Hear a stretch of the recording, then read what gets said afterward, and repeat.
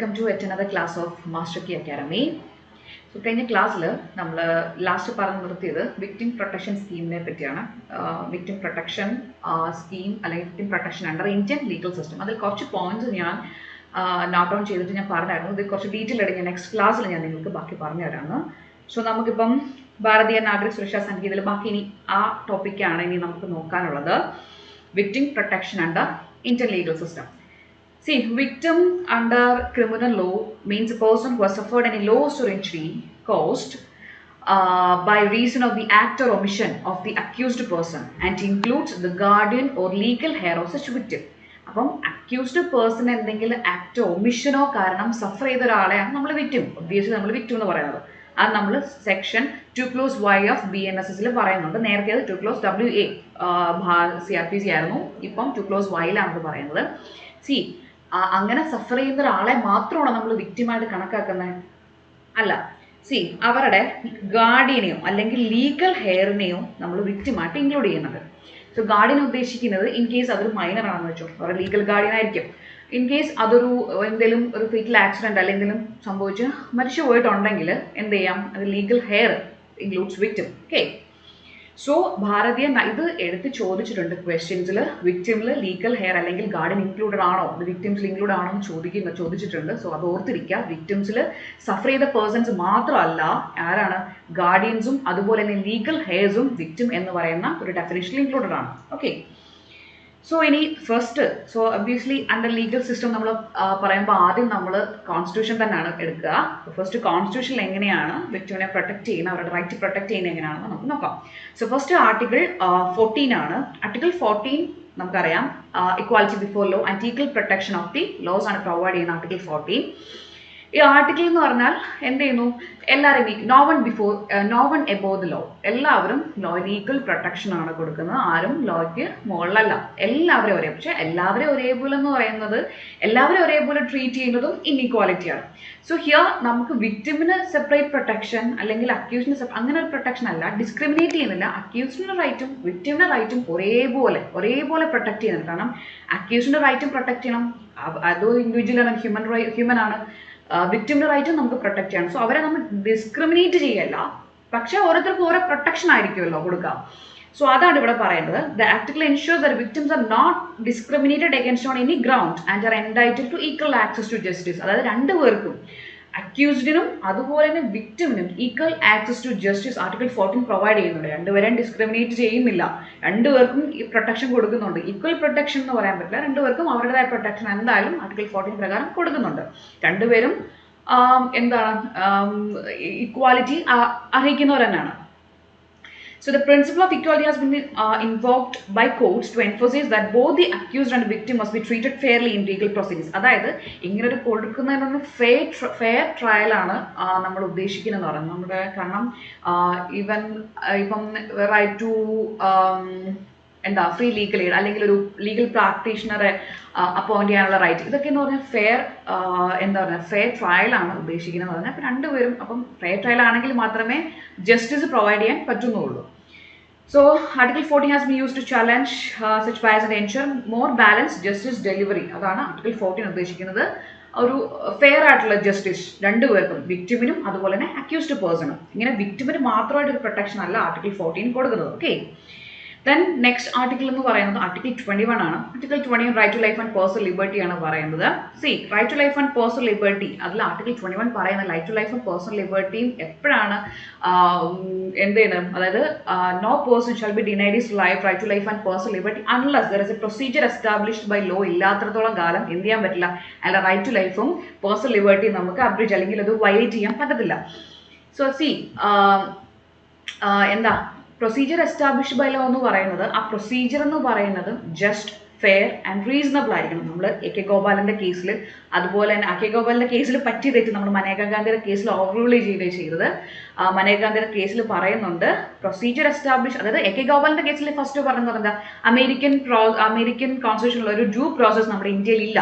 അതായത് ഒരു പ്രൊസീജിയർ ആവണമെന്ന് നിർബന്ധമുള്ളൂ, അതൊരു ഡ്യൂ പ്രോസസ് ആവണമെന്ന് നിർബന്ധമില്ല. പക്ഷേ നമ്മൾ മനേകാ ഗാന്ധിയുടെ കേസിൽ അത് ഓവർറൂൾ ചെയ്തുകൊണ്ട് പറഞ്ഞു പ്രൊസീജിയർ എസ്റ്റാബ്ലിഷ്ഡ് ബൈ ലോ തന്നെയാണ്. ആ പ്രൊസീജിയർ എന്ന് പറയുന്നത് ജസ്റ്റ് ഫെയർ ആൻഡ് റീസണബിളും ആയിരിക്കണം. ഓക്കെ, ആൻഡ് ആർട്ടിക്കിൾ 21 അതിൽ വിക്ടിം പ്രൊട്ടക്ഷൻ്റെ കേസിൽ വരുവാണെങ്കിൽ ജസ്റ്റ് മിയർ എക്സിസ്റ്റൻസ്, അതായത് ഒരു റൈറ്റ് ടു ലൈഫ് എന്ന് ഉദ്ദേശിക്കുന്ന ഒരു മിയർ എക്സിസ്റ്റൻസ് അല്ല, right to life or right to live with dignity, safety and fair treatment, അത് ആർട്ടിക്കിൾ 21 പ്രൊവൈഡ് ചെയ്യുന്നുണ്ട്. ഓക്കെ, സോ ഈ ഒരു ആർട്ടിക്കിൾ 21 പ്രകാരം എന്ത് ചെയ്യുന്നു? Article 21 protect the right of the victims from secondary victimisation, humiliation and undue, that is secondary victimation, humiliation and undue delay justice, ഇതെല്ലാം article 21 provide ചെയ്യുന്നുണ്ട്. So in case Delhi domestic ഈ ഒരു case ഓർത്തിരിക്കുക, ജസ്റ്റ് ഇങ്ങനെ case ചോദിക്കില്ല, just ഓർത്തിരിക്കുക.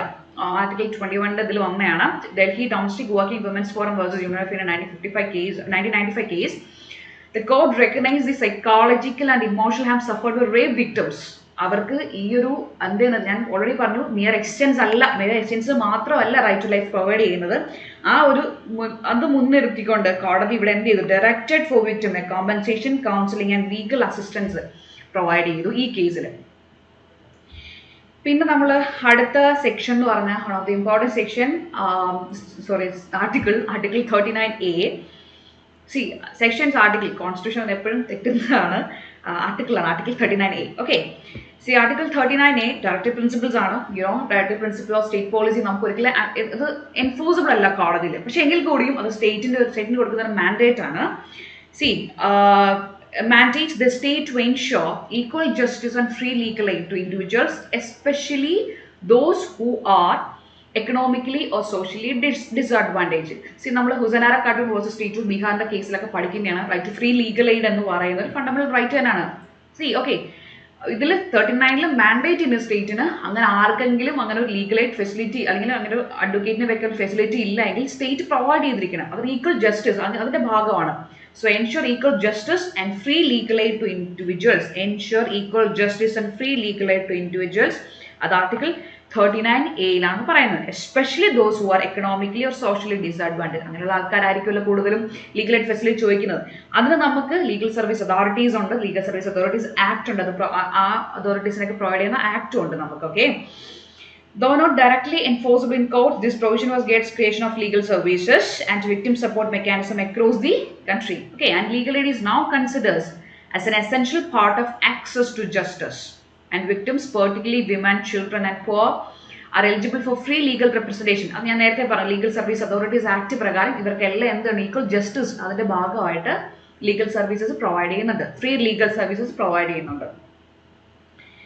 Then see, preamble, another important aspect of constitution, preamble. അതിൽ cases ഒക്കെ അറിയാമല്ലോ, Berubari case, Kesavananda Bharati case, preamble is a part of the Indian constitution എന്ന് പറഞ്ഞ കേസാണ്. സോ preamble എന്ന് പറയുന്നത് ഈവൻ ദോ അതും എൻഫോഴ്സിബിൾ കോടതിയിൽ എൻഫോഴ്സ് ചെയ്യാൻ പറ്റില്ല എങ്കിൽ കൂടിയും സി അതിൽ നമ്മുടെ ഒബ്ജക്റ്റീവ്സ് ഉണ്ട്, like justice, economic political justice പറയുന്നത് social, economic and political justice provide ചെയ്യുന്നുണ്ട്. State is expected to promise justice, social, economic and political. And ഈ ഒരു ഒബ്ജക്റ്റീവിന്റെ ഭാഗമായിട്ടാണ് നമ്മൾ വിക്ടിം കോമ്പൻസേഷൻ സ്കീം എന്ന് പറയുന്നൊരു സ്കീം നമ്മൾ പ്രൊവൈഡ് ചെയ്യുന്നത് വിക്ടിംസിന്. നമ്മൾ അത് നേരത്തെ CRPC സെക്ഷൻ 357 ഇപ്പോൾ 395 നമ്മൾ പറയുന്നുണ്ട് കോമ്പൻസേഷന്റെ കാര്യം. വിക്ടിം കോമ്പൻസേഷൻ എടുത്ത് ആക്ച്വലി ഇത് ഒരു ക്രിമിനൽ അമെൻമെന്റ് പ്രകാരം കൊണ്ടുവന്നതാണ്. ഇപ്പം നമ്മുടെ BNSS അത് സെക്ഷൻസ് അത് തന്നെ കൊടുത്തിട്ടുണ്ട്. See, the state is expected to promote justice, social, economic and political, and the vision has inspired the judiciary to uphold rights of victims and to push for reforms such as victim compensation scheme. അപ്പം അതിന്റെ ഭാഗം concept of restorative justice and victim protection. Restorative അവരെ നേരത്തെ ഉള്ളൊരു രീതിയിൽ തന്നെ എത്തിക്കുക എന്നുള്ളതാണ് റീസ്റ്റോറേറ്റീവ് ജസ്റ്റിസിന്റെ ഭാഗം. ഒരു എയിം എന്ന് പറഞ്ഞാൽ നമ്മൾ ആസിഡ് അറ്റാക്ക് അങ്ങനെയുള്ള കേസസിലൊക്കെ എന്ന് പറഞ്ഞാൽ അവർക്ക് മെഡിക്കൽ കോമ്പൻസേഷൻ കൊടുക്കാൻ കോടതി പറയാറുണ്ട്.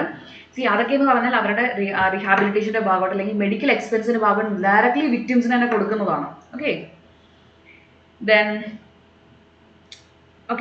Then additionally, the preamble of Constitution, which promises liberty, equality and fraternity, serves as a guiding principle of interpreting laws and rights. For example, for victims, these laws translate into right to be heard, right to safety, right to rehabilitation and right to equal treatment before court. ഞാൻ already പറഞ്ഞു, equality, liberty, justice, equality, justice, liberty, equality and fraternity ഇത് തിരിഞ്ഞു പോകുന്നത്. Actually ഈ ഒരു സാധനം എന്ന് പറഞ്ഞാൽ തിരിച്ചും മറിച്ചും ഒക്കെ നമുക്ക് ക്വസ്റ്റ്യൻ പേപ്പറിൽ MCQ ആയിട്ട് ചോദിക്കും. എപ്പോഴും തെറ്റിപ്പോകുന്നതാണ്, എനിക്കും തെറ്റാറുണ്ട്, പക്ഷെ അത് തെറ്റിപ്പോകരുത്. Justice, liberty, equality and fraternity. ഞാൻ ആക്ച്വലി ഇത് പഠിക്കാൻ വേണ്ടി ജ്ലഫ് എന്ന് പറയുന്നൊരു സാധനമാണ് ഞാൻ എപ്പോഴും ഇങ്ങനെ മനസ്സിൽ ഓർക്കുക. Justice, liberty, equality and fraternity, ജ്ലഫ് അങ്ങനെ ഓർത്തിരിക്കുക. അത് കാരണം എന്ന് പറഞ്ഞാൽ എല്ലാ ക്വസ്റ്റ്യൻസിലും MCQ ചോദിക്കുന്നതാണ്, തിരിച്ചിട്ട് ചോദിക്കും ജസ്റ്റിസ്, ഫ്രട്ടേണിറ്റി, ഇക്വാലിറ്റി. നമുക്ക് എല്ലാം വായിക്കുമ്പോൾ ഏകദേശം ഒരേപോലെ തന്നെ തോന്നും, പക്ഷെ അങ്ങനെ തോന്നരുത്, അത് തെറ്റാണ്. ഇങ്ങനെ തന്നെ പഠിക്കുക. Justice, liberty, equality and fraternity അങ്ങനെ തന്നെ പഠിക്കുക. സോ അതൊരു നമ്മുടെ സെർവിങ് പ്രിൻസിപ്പിളാണ് പ്രിയാമ്പിളിൻ്റെ. സോ ഇതിന്റെ ഭാഗമായിട്ട് എന്താണ് right to be heard, right to safety, right to rehabilitation, right to equal treatment before courts, ഇതൊക്കെ ഈ equality, liberty, justice, liberty, equality and fraternity, കേട്ടോ തെറ്റും, ജസ്റ്റിസ്, ലിബർട്ടി, ഇക്വാലിറ്റി ആൻഡ് ഫ്രട്ടേണിറ്റിയുടെ ഭാഗമാണ്. ഓക്കെ, അത് പറയുന്നത് കാരണം നമ്മുടെ കോൺസ്റ്റിറ്റ്യൂഷൻ ഒരു വിക്ടിം റൈറ്റ്സ് ചാർട്ട് നമ്മുടെ കോൺസ്റ്റിറ്റ്യൂഷനിൽ എങ്കും പറയുന്നില്ല ഇന്ന് റൈറ്റ് വിക്ടിംസിന് വേണ്ടി മാത്രമാണ്, അല്ലെങ്കിൽ ഇത് വിക്ടിംസിന് പ്രൊവൈഡ്, അങ്ങനെ ഒരു ഇതില്ല. പക്ഷെ അതിൻ്റെയൊക്കെ പോരായ്മ തീർക്കുന്നത് ഞാൻ പറഞ്ഞ ആർട്ടിക്കിൾ 14, 19, ആർട്ടിക്കിൾ 14, 21, 39A, ഈ പറഞ്ഞ പ്രിയാമ്പിൾ, ഇതെല്ലാമാണ് ഇതിൻ്റെ ഒരു അഭാവം, അതിന് ഇല്ലാത്ത ഒരു കുറവ്, ലാക്ക്, അത് എന്താ പറയുക ഒരു ഇതായി പോകുന്നത് ഈ പറയുന്ന ആർട്ടിക്കിൾസ് ആണ്.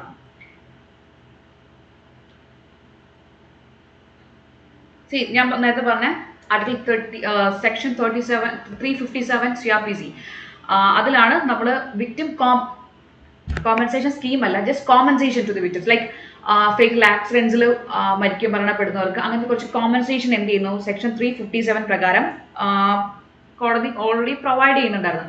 ലൈക്ക് എന്താ പറയുക, ഈവൻ ഇംപ്രിസൺമെന്റ് കൊടുക്കുമ്പോഴും അതിന്റെ കൂടെ ഫൈൻ ഇല്ലെങ്കിൽ കൂടിയും, ഫൈനോട് ചിലപ്പോൾ ചില imprisonment as well as fine നമ്മൾ പറയത്തില്ലേ, ചിലപ്പോൾ ഫൈൻ കൊടുക്കേണ്ടാത്ത ചില കേസസ് ഉണ്ടായിരിക്കും. പക്ഷെ എങ്കിൽ കൂടിയും എന്ത് ചെയ്യുന്നുണ്ട്, കോടതി ഡയറക്റ്റ് ചെയ്യുന്നുണ്ട് കോമ്പൻസേഷൻ കൊടുക്കാൻ വേണ്ടി. അതാണ് സെക്ഷൻ 357 പറയുന്നത്.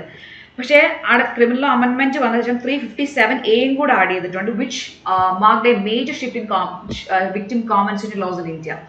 So this section made it mandatory for every state government to prepare a victim compensation scheme in coordination with the central government. And unlike the earlier provision, like 357 പോലല്ല ഇതിൽ avoid ചെയ്യുന്നത്, even if the offender was not identified or convicted. അപ്പം നേരത്തെ കൂട്ടല്ല, കുറച്ചും കൂടി modify ചെയ്തിട്ടുണ്ട്. Even if നമുക്ക് എന്താ പറയുക അക്യൂസ്ഡിനെ കണ്ടെത്തിയിട്ടോ അല്ലെങ്കിൽ പുള്ളി കൺവിക്റ്റ് ചെയ്തിട്ട് ഇല്ലെങ്കിൽ കൂടിയും എന്ത് ചെയ്താൽ scheme provide ചെയ്യുന്നുണ്ട്. So thereby offering timely financial relief to the victims, and it is allowed courts and legal service authorities to recommend compensation based on victims' condition.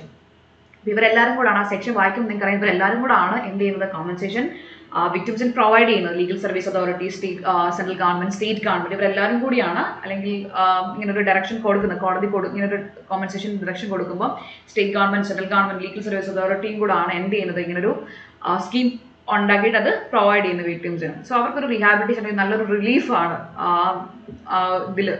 അത് ഞാൻ പറഞ്ഞില്ല നേരത്തെ, റീസ്റ്റോറേറ്റീവ് ജസ്റ്റിസ്, അതാണ് ആ ഒരു കൺസെപ്റ്റാണ് ഇവിടെ ഉപയോഗിക്കുന്നത്. Okay, then victim protection scheme ഞാൻ കഴിഞ്ഞ ക്ലാസ്സിൽ ഞാൻ MCQ ഡിസ്കസ് ചെയ്യുന്ന സമയത്ത് ഞാൻ പറഞ്ഞ കേസാണ് Mahendra Chawla versus union of India. നമുക്കൊരു വിക്ടിം പ്രൊട്ടക്ഷൻ സ്കീം, ഒരു ആക്ട് അങ്ങനെ ഒരു ഇല്ല, നമുക്കില്ല. പക്ഷെ കുറെ ഇങ്ങനെ ബില്ലുകളൊക്കെ വന്നിട്ടുണ്ട് 2015 to 18 അങ്ങനെ കുറെ ഇതൊക്കെ വന്നിട്ടുണ്ട്, പക്ഷെ നമുക്ക് നിലവിൽ വന്നിട്ടില്ല. പക്ഷെ അതിൻ്റെയൊക്കെ ഇതായിട്ട് സുപ്രീം കോടതി Mahendra Chawla versus union of India declared enforceable all state and union territory victim protection scheme, എന്താണ് witness protection scheme, victim witness protection scheme. Okay, witness protection scheme കൊണ്ടുവരണമെന്ന് പറയുന്നുണ്ട്. ഇത് ശരിക്കും നമ്മുടെ സെക്ഷൻ 398 ഇങ്ങനെ വിറ്റ്നസ് പ്രൊട്ടക്ഷൻ സ്കീം ഉണ്ട്, ഇപ്പം നമുക്ക് നിലവിൽ BNSS-ലുണ്ട്. അത് വന്നത് Mahendra Chawla versus union of India എന്ന കേസിലൂടെയാണ്, 2018 കേസിലൂടെയാണ് declared enforceable across all state and union territories. എല്ലായിടത്തും ഇത് ബാധകമാണ്. And the scheme provides for identity protection, relocation, police escort. നമ്മൾ ചില സിനിമകളൊക്കെ കാണാറില്ലേ, ഐഡന്റിറ്റി മാറ്റുന്നു, അതുപോലെ തന്നെ റീലൊക്കേറ്റ് ചെയ്യുന്നു, പോലീസ് എസ്കോർട്ട്സ് കൊടുക്കുന്നു, അവരെ പ്രൊട്ടക്ട് ചെയ്യാൻ വേണ്ടി. എന്തിനു വേണ്ടിയിട്ടാണ്? ആക്ച്വലി അവർക്ക് ഒരു ഭയം, നമ്മൾ ലീഗൽ പ്രൊസീഡിങ്സിൽ പാർട്ടിസിപ്പേറ്റ് ചെയ്താൽ അവർക്കൊന്നും സംഭവിക്കില്ല, അവരെ പ്രൊട്ടക്ട് ചെയ്യാൻ പോലീസ് അല്ലെങ്കിൽ നമ്മുടെ ഫങ്ഷണറീസ് ഉണ്ട് എന്ന് പ്രൊട്ടക്ട് ചെയ്യാനുണ്ട് എന്നുള്ളൊരു വിശ്വാസം അവരെ കൊണ്ടുവരില്ല എന്നുള്ളതാണ്. ആ ഫിയർ, അതായത് ആ ഒരു ഭയം അവരിൽ നിന്ന് മാറ്റിയെടുക്കുക. അതിനാണ് ഈ ഒരു വിറ്റ്നസ് പ്രൊട്ടക്ഷൻ സ്കീം എന്ന് പറയുന്നത് നമ്മൾ 398 BNSS-ൽ ആഡ് ചെയ്തിട്ടുള്ളത്. From the case Mahendra Chawla versus union of India case ഓർത്തിരിക്കുക, ചിലപ്പോൾ ചോദിക്കാൻ ചാൻസ് 2018 കേസാണ്. Okay, എന്തിനാണ് കൊണ്ടുവന്നത്? To participate the witness in the legal proceedings without any fear. Okay. Then, in addition to these general reforms, several special legislations were introduced. See, POCSO Act നിങ്ങൾക്ക് അറിയായിരിക്കുമല്ലോ.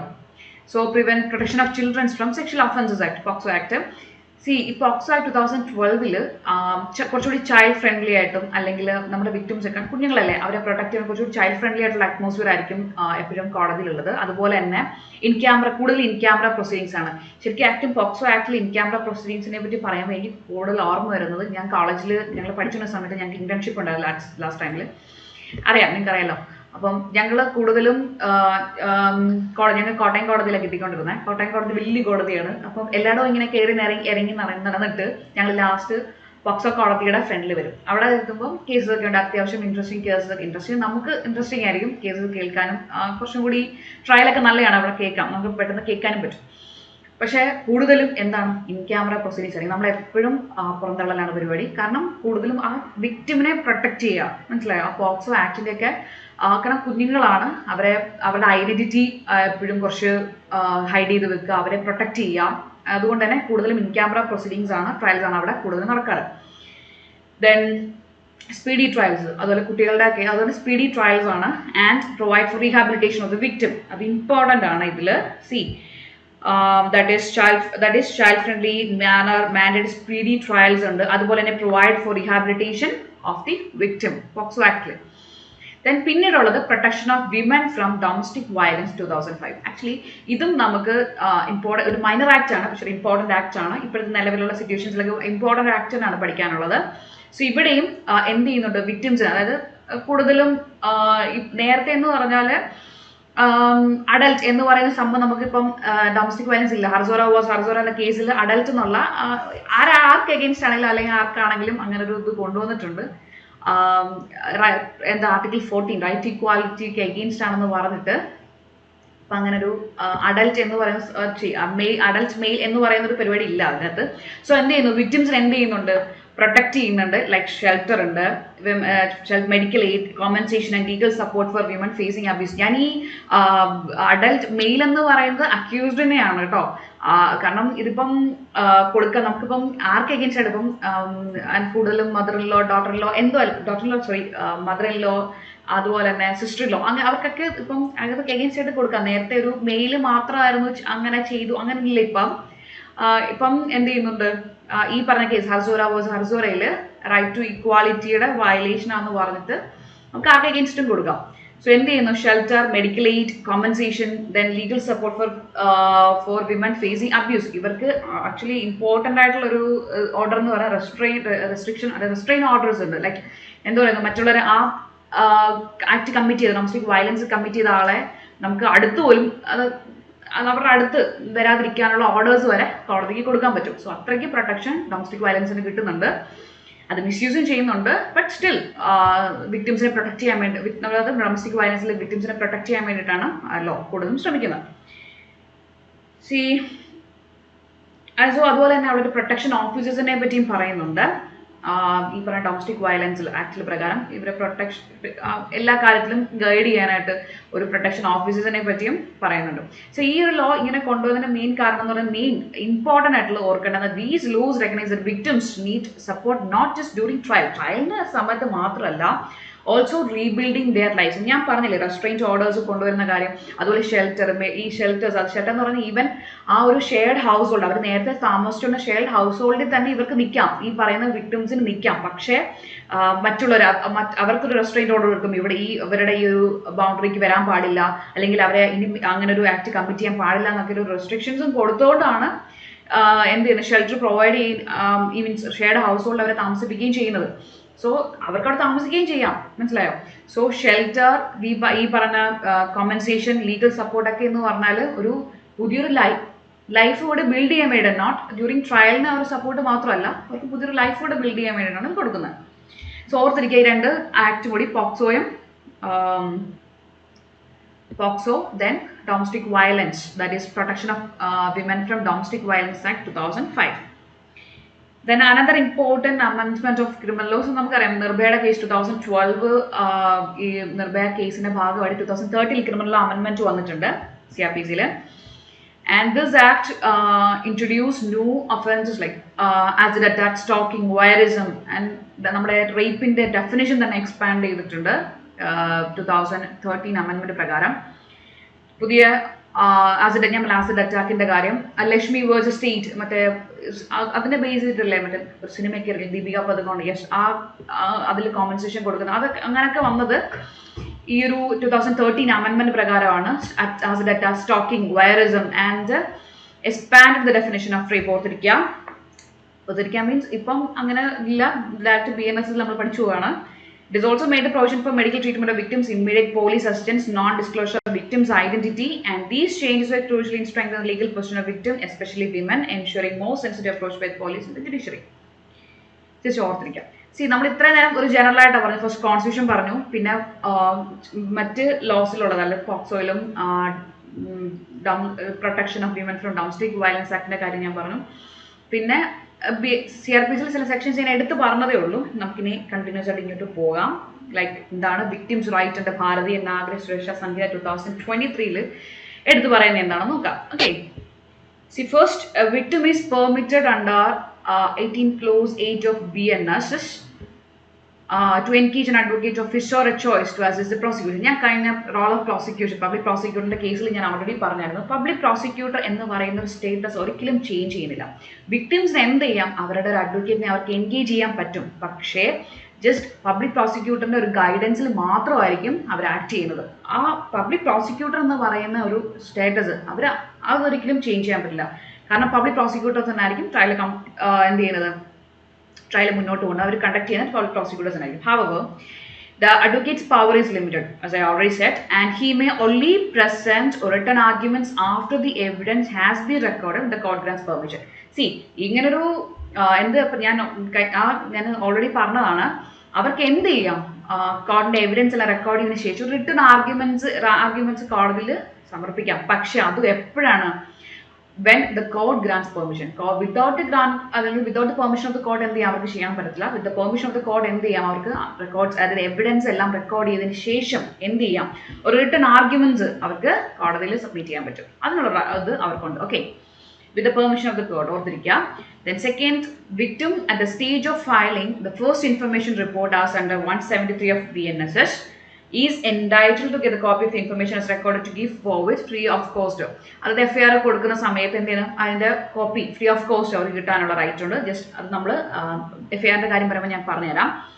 In cases of offence under section 64 to 71 and 74 to 79 sexual offences in the കേസിൽ എന്ത് ചെയ്യുന്നു, ഭാരതീയ ന്യായ സംഹിത the victim statement has to be recorded by a women police officer. Sexual offences അല്ലെങ്കിൽ അങ്ങനെ women against അങ്ങനെ ഒരു offences ആണെങ്കിൽ എന്ത് ചെയ്യാം, അത് FIR അല്ലെങ്കിൽ വിക്ടിമിന്റെ സ്റ്റേറ്റ്മെന്റ് എടുക്കേണ്ടത് ഒരു വിമൻ പോലീസ് ഓഫീസർ ആയിരിക്കണം, നിർബന്ധമാണ്. അത് വിക്ടിംസിന്റെ റൈറ്റുകളെ പ്രൊട്ടക്ട് ചെയ്യണം. Okay, then in case the victim is mentally or physically disabled temporarily or permanently, such information has to be recorded at the residence of the victim or convenient place of the victim's choice. അവർ ആ ഒരു offence commit ചെയ്യുന്ന ഭാഗമായിട്ട് temporary ആയിട്ടോ permanently എന്തെങ്കിലും disability സംഭവിച്ചിട്ടുണ്ട് എങ്കിൽ എന്ത് ചെയ്യണം, ഓഫീസേഴ്സ് അവരുടെ കൺവീനിയന്റ് പ്ലേസിലോ അല്ലെങ്കിൽ അവരുടെ ചോയ്സിലുള്ള ഏതെങ്കിലും പ്ലേസിലോ അല്ലെങ്കിൽ അവരുടെ റെസിഡൻസിലോ പോയിട്ട് വേണം സ്റ്റേറ്റ്മെന്റ് റെക്കോർഡ് ചെയ്യാൻ വേണ്ടിയിട്ട്. Okay, as under section 173 of BNSS, the victim can also give the information by electronic communication. അത് നമ്മൾ 173 പറയുമ്പോൾ പഠിക്കും.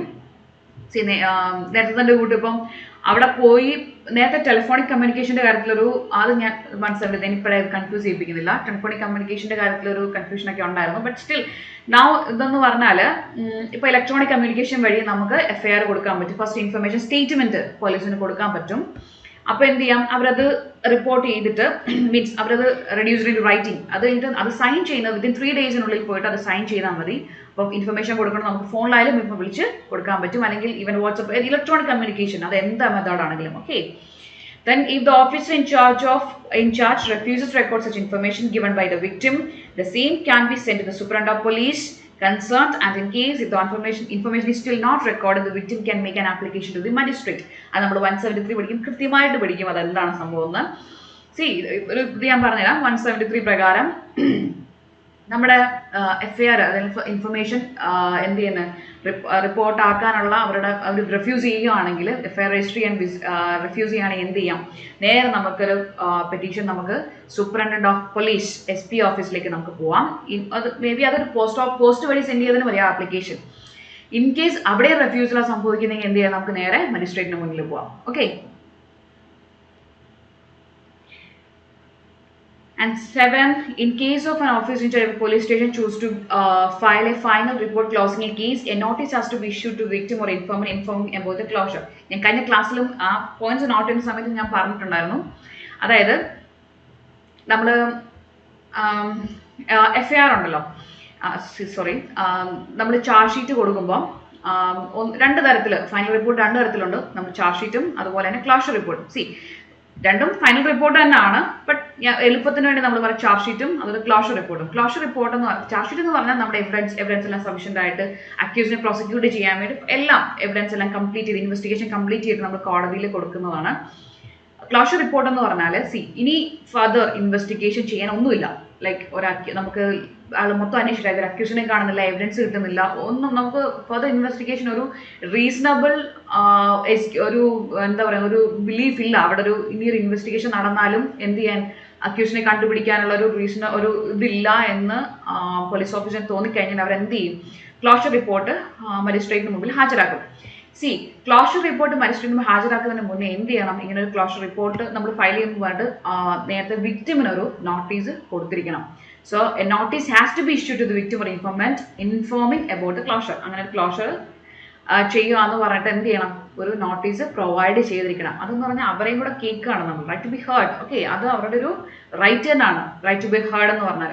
എന്തിനാണ് അങ്ങനെ അവരെ അങ്ങനെ നോട്ടീസ് കൊടുത്ത് കഴിയുമ്പോൾ എന്ത് ചെയ്യും, അവർക്ക് എന്ത് ചെയ്യാൻ ഒരു പ്രൊട്ടസ്റ്റ് പെറ്റീഷൻ, അതായത് ഈ ക്ലോഷർ റിപ്പോർട്ടിന് അഗേൻസ്റ്റ് ആയിട്ട് ഒരു പ്രൊട്ടസ്റ്റ് പെറ്റീഷൻ ഫയൽ ചെയ്യാനുള്ള റൈറ്റ് വിക്ടിംസിനുണ്ട്. അവരുടെ റൈറ്റ് ആണ്, അത് അവർ ഡിസേർവ് ചെയ്യുന്ന റൈറ്റ് ആണ്. അതുകൊണ്ടാണ് എന്ത് ചെയ്യുന്നത്, ക്ലോഷർ റിപ്പോർട്ട് ഫയൽ ചെയ്യുമ്പോഴോ അല്ലെങ്കിൽ ക്ലോഷർ റിപ്പോർട്ട് കോടതി അക്സെപ്റ്റ് ചെയ്യുന്നതിന് മുന്നേ എന്ത് ചെയ്തിരിക്കണം, ഒരു നോട്ടീസ് വിക്ടിമിനെ നമ്മൾ പ്രൊവൈഡ് ചെയ്തിരിക്കണം. ഓക്കെ, എന്തിനു വേണ്ടിയിട്ട് ഞാൻ നേരത്തെ പറഞ്ഞ ഒരു പ്രൊട്ടസ്റ്റ് പെറ്റീഷൻ അവർക്ക് ഫയൽ ചെയ്യാൻ വേണ്ടിയിട്ട്. പ്രൊട്ടസ്റ്റ് പെറ്റീഷൻ പിന്നെ കോടതി അക്സെപ്റ്റ് ചെയ്യുക റിജക്ട് ചെയ്യുക അത് കോടതിയുടെ ഡിസ്ക്രിപ്ഷൻ ആണ്. ഓക്കെ, അപ്പം എന്ത് ചെയ്തിരിക്കണം, നോട്ടീസ് കൊടുത്തിരിക്കണം. അർഷി തൽവാറിന്റെ കേസ് ഞാൻ കഴിഞ്ഞ ക്ലാസ്സിൽ പറഞ്ഞു. അർഷി തൽവാറിന്റെ കേസിൽ അതിനാണ് സംഭവിച്ചത്. എന്ത് ചെയ്തു, ക്ലോഷർ റിപ്പോർട്ട് പോലീസ് ഓഫീസേഴ്സ് കോടതിക്ക് മുന്നിൽ മജിസ്ട്രേറ്റിന് മുന്നിൽ കൊടുത്തു, ബട്ട് ഇൻഫോം ചെയ്തിട്ടില്ല. അപ്പോൾ കേസിൽ കോടതി ഒരു ഇമ്പോർട്ടൻറ്റ് റൈറ്റ് ആണ് വിക്ടിമിന്റെ. അപ്പോൾ അതിൽ പക്ഷേ അക്യൂസ്ഡും സസ്പെക്ട് ചെയ്തിരിക്കുന്ന അക്യൂസ്ഡ് ഫാദർ തന്നെയായിരുന്നു, അർഷി തൽവാറിന്റെ ഫാദർ തന്നെയായിരുന്നു. ബട്ട് സ്റ്റിൽ പുള്ളി വിക്ടിം ആയിരുന്നു. അതുകൊണ്ട് തന്നെ എന്ത് ചെയ്തിരിക്കണം, നോട്ടീസ് പ്രൊവൈഡ് ചെയ്തിരിക്കണം, നിർബന്ധമായിട്ടും കോടതി പറഞ്ഞതാണ്. സോ ഓർത്തിരിക്കുക. Then as under section 313 of BNHS, the court can permit advocate on the behalf, ഞാൻ നേരത്തെ പറഞ്ഞ കാര്യം തന്നെ, പ്രോസിക്യൂഷനെ കണ്ടക്ട് ചെയ്യാൻ on the behalf of victim advocate provide ചെയ്യാം. ബട്ട് സ്റ്റിൽ എന്ത് ചെയ്യുന്നു, പ്രോസിക്യൂട്ടറിന്റെ സ്റ്റേറ്റസ് ചേഞ്ച് ചെയ്യുന്ന പുള്ളിയാണ് എന്ത് ചെയ്യുന്നത്, നമ്മുടെ ട്രയൽ കണ്ടക്ട് ചെയ്യുന്നത്. ഈ കേസിൽ എന്ന് പറഞ്ഞാൽ, ഈ കേസ് എടുത്തതിന്റെ കാരണം ഇതിനകത്തൊരു ഒരു ഇഷ്യൂ വളരെ ഇമ്പോർട്ടൻ്റ് ആയിട്ട് എനിക്ക് തോന്നി. Shivakumar was hukumed in 1999 case. Question was posed before 3-judge bench of Honorable Supreme Court of India was whether an aggrieved has a right to engage his or her own counsel to conduct the prosecution despite the presence of the public prosecutor. The public prosecutor ഉണ്ട് എങ്കിലും despite the presence of the public prosecutor, victim engage ചെയ്യുന്ന advocate എന്ത് ചെയ്യാം, prosecution conduct ചെയ്യാനുള്ള power ഒരു right ഉണ്ടോ എന്നാണ് ചോദിക്കുന്നത്. ഹിയർ ഈ കേസിൽ എന്ന് പറഞ്ഞാൽ, in that case advocate appointed by the aggrieved party, ഇതിൽ ട്രയൽ കോർട്ട് ആക്ച്വലി സമ്മതിക്കുകയും ചെയ്തത്. എന്ത് ചെയ്തു, ചെയ്യാൻ അലൗ ചെയ്തു ട്രയൽ കോർട്ട്. പക്ഷേ ഇത് ഹൈക്കോർട്ട് റിവൈസ് ചെയ്തു. ഈ റിവിഷൻ, അതായത് റിവൈസ് മീൻസ് ഇത് ഓവറോൾ ഇത് പറ്റത്തില്ല എന്ന് പറഞ്ഞു. ഇത് അപ്ഹോൾഡ് ചെയ്തുകൊണ്ട് സുപ്രീം കോടതി, ഹൈക്കോർട്ടിന്റെ ഈ ഒരു ഡിസിഷൻ അപ്ഹോൾഡ് ചെയ്ത് സുപ്രീം കോടതി പറഞ്ഞൊരു കാര്യമുണ്ട്. That the Honorable Supreme Court went to observe that before the magistrate, any person, ഞാൻ മജിസ്ട്രേറ്റിന്റെ കാര്യം പറഞ്ഞപ്പോൾ ഞാൻ പറഞ്ഞിരുന്നു, അസിസ്റ്റന്റ് പബ്ലിക് പ്രോസിക്യൂട്ടറിന്റെ കാര്യം പറഞ്ഞപ്പോൾ ഞാൻ പറഞ്ഞായിരുന്നു, എന്ത് ചെയ്യാം, ഡിസ്ട്രിക്ട് മജിസ്ട്രേറ്റിന് ഏതൊരു പേഴ്സണെയും എന്ത് ചെയ്യാം, അസിസ്റ്റന്റ് പബ്ലിക് പ്രോസിക്യൂട്ടറുടെ അപ്പോയിന്റ് ചെയ്യാം. പക്ഷേ ഒരു റെസ്ട്രിക്ഷൻ, രണ്ട് റെസ്ട്രിക്ഷൻ എന്ന് പറഞ്ഞത്, അയാൾ ആ ഇൻവെസ്റ്റിഗേഷൻ, ആ offence, that is the offence the accused being prosecuted, ആ ഒഫൻസ് ഇൻവെസ്റ്റിഗേറ്റ് ചെയ്ത ഒരു ഓഫീസർ ആകാനും പാടില്ല. And except below the rank of a inspector, അതായത് below the rank of inspector ആവാൻ പാടില്ല. അങ്ങനെയുള്ള എന്ത് ചെയ്യാം, നമുക്ക് APP ആയിട്ട് ഡിസ്ട്രിക്ട് മജിസ്ട്രേറ്റിന് അപ്പോയിന്റ് ചെയ്യാം. ഓക്കെ, പക്ഷേ but this laxity is impermissible. It's impermissible in sessions trial. അതായത് കാരണം എന്ന് പറഞ്ഞാൽ സെക്ഷൻ 248 BNSS നേരത്തെ 225 CRPC എടുത്തു പറയുന്നുണ്ട് the prosecution shall be conducted by a public prosecutor എന്ന് എടുത്തു പറയുന്നുണ്ട്. പബ്ലിക് പ്രോസിക്യൂട്ടർ ആയിരിക്കണം എന്ത് കണ്ടക്ട് ചെയ്യുന്നത്, പ്രോസിക്യൂഷൻ കണ്ടക്ട് ചെയ്യുന്നത്. അവിടെ വിക്ടിമിന്റെ അഡ്വക്കേറ്റിന് ഒരു റോളും കോടതി അവിടെ പറയുന്നില്ല. മറ്റേ ഇതിൽ ഞാൻ പറഞ്ഞല്ലോ ചെയ്യാം മജിസ്ട്രേറ്റ് കോടതിയിൽ അങ്ങനെ, പക്ഷെ എങ്കിൽ കൂടിയും അവിടെ എന്ത് ചെയ്യാനേ പറ്റത്തുള്ളൂ, ഒരു ഗൈഡൻസ്, അതും അവിടെയും ഗൈഡൻസ് തന്നെ പറ്റത്തുള്ളൂ. സ്റ്റിൽ ഇവിടെ കോർട്ട് സെക്ഷൻസിലാണെങ്കിലും എന്ത് ചെയ്യണം, പബ്ലിക് പ്രോസിക്യൂട്ടർ തന്നെയാണ് എന്തിനാ ട്രയൽ കണ്ടക്ട് ചെയ്യുന്നതിൽ ആ ഒരു കാര്യത്തിൽ ഒരു മാറ്റമില്ല. അവരുടെ, ഞാൻ നേരത്തെ വീണ്ടും പറയുന്ന പോലെ അവരുടെ സ്റ്റാറ്റസ് ഒരിക്കലും ചേഞ്ച് ചെയ്യത്തില്ല. Okay, then the victim has a right to prefer an appeal against the order passed by the court acquitting the accused or convicting for a lesser offence for imposing. See, section 372 CRPC അല്ലെങ്കിൽ 413 BNS എടുത്തു പറയുന്നുണ്ട് എന്ത് ചെയ്യാം, അക്യൂസിന് right ഇല്ല, അതായത് ഒരു appeal എന്ന് പറയുന്നൊരു റൈറ്റ് അല്ല. പക്ഷേ പ്രൊവിസോയിൽ പറയുന്നുണ്ട് വിക്ടിമിന് എന്ത് ചെയ്യാം, has a right to prefer the appeal against the order passed by the court acquitting the accused or convicting for a lesser offence or imposing inadequate compensation under section 413 BNS. ഞാൻ ഈ sections പറയുമ്പോൾ നിങ്ങൾ ബാരക്ട് എടുത്തിരിക്കണം. ബാരക്റ്റിൽ നിങ്ങൾ sections mark ചെയ്ത് തന്നെ പോകണം. Still ഞാൻ വീണ്ടും പറയുന്നു, ബാരക്ട് വായിക്കുക, നന്നായിട്ട് ബാരക്ട് വായിക്കുക.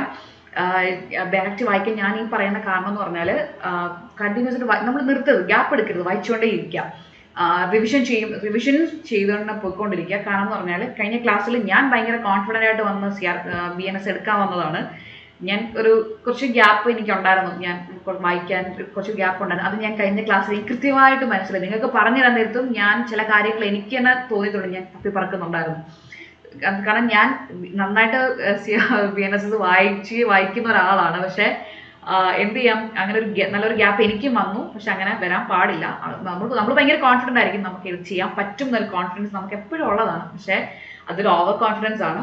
അത് ചിലപ്പോൾ നല്ലതായിരിക്കാം, പക്ഷേ എങ്കിലും ഞാൻ പറയുന്നത് പണി കിട്ടും. സോ ബാരക്ട് നന്നായിട്ട് വായിക്കുക. കാരണം APP എന്നൊക്കെ പറയുന്നത് നമുക്ക് ക്രിമിനൽ ലോസ് ആണ് കൂടുതലും. സോ BNS, BNSS, BSA കൃത്യമായിട്ട് ഞാൻ പറയുന്നത് കൃത്യമായിട്ട് വായിച്ചു പോകണം. നിങ്ങൾക്കൊരു 10 സെക്ഷൻസ് ഒരു ദിവസം വായിക്കാൻ പറ്റുന്ന 10 സെക്ഷൻസ് വായിച്ചാൽ മതി. അടുത്ത ദിവസം അടുത്ത 10 സെക്ഷൻസ് വായിക്കുമ്പോൾ ഈ 10 സെക്ഷൻസ് കൂടെ നിങ്ങൾ റിവൈസ് ചെയ്തു പോകും, നിങ്ങൾ മറക്കത്തില്ല. ഓക്കെ, അനുഭവം കൊണ്ട് പറഞ്ഞതാ, ഇതൊരിക്കലും ഉപദേശമല്ല. Okay, then the code at the time of imposing a sentence, അപ്പം അത് ഓർത്തിരിക്കാം. then അടുത്ത ഞാൻ പറയുന്നത് the code at the time of imposing a sentence of which fine does not form a part, the court when passing the judgment order the accused to pay by way of compensation. ഞാൻ 357 പറഞ്ഞില്ലേ കോമ്പൻസേഷൻ്റെ കാര്യം, അതാണ് ഇവിടെ പറയുന്നത്. So കാരണം court judgement pass ചെയ്യുന്ന സമയത്ത് അക്യൂസ്ഡിനോട് by way of compensation fine pay ചെയ്യാൻ പറയാം. കാരണം ഈവൻ ദോ ഫൈൻ സെന്റൻസിന്റെ ഭാഗമല്ല എങ്കിൽ കൂടി. Okay, was suffered any loss or injury under section 395 BNSS. ഓർത്തിരിക്കുക, 395 BNS ആണ് കോമ്പൻസേഷന്റെ കാര്യം പറയുന്നത്.